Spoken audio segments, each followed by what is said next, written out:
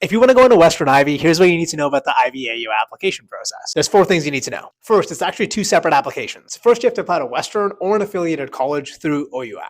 Then you apply separately for Ivy AEO status through Ivy's own portal. AEO isn't actually a program, it's a status you apply for. It stands for Advanced Entry Opportunity. Number 2 is what the application actually asks for. The written portion has 3 things in it. There's awards, which are all non-academic awards and accomplishments. Then there's your extracurricular. You get to submit up to 7 total activities. So 2 of your 7 activities are going to be in essay format. This is usually 500 words, and that's your long supplemental that you'll be writing and spending a lot of time on. The other 5, which this is optional, but most students choose to fill it out, it's actually in bullet point format. So you have your activities, your start date, end date, hours, and then in bullet point format, you share what you've done.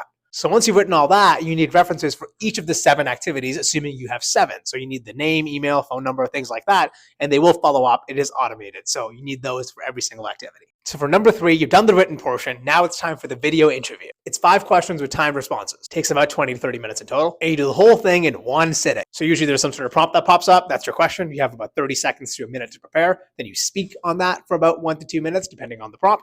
And then you're done. And then you're on to the next question. And that's the format you'll be following. So you know the written application and you know how the video interview works. Now it's about how do you actually get evaluated. Ivy takes a really holistic approach to the application process. It's not just your grades. It's closer to 50-50 between academics and leadership. However, they are looking for students with averages in the 90s. And you need to have strong grade 12 university-bound math to show that. But overall, it is a pretty holistic process. They consider the entire thing, your written pieces, references, your grades, all of it together. So it's not just one thing. And if you're applying to Western Ivy, that's what you need to know. This year's deadline was January 15th, 2026. It changes every single year, but you can kind of keep that on the calendar and they'll announce it as you head into school. Send this to somebody that wants to go into business and follow some more admissions content.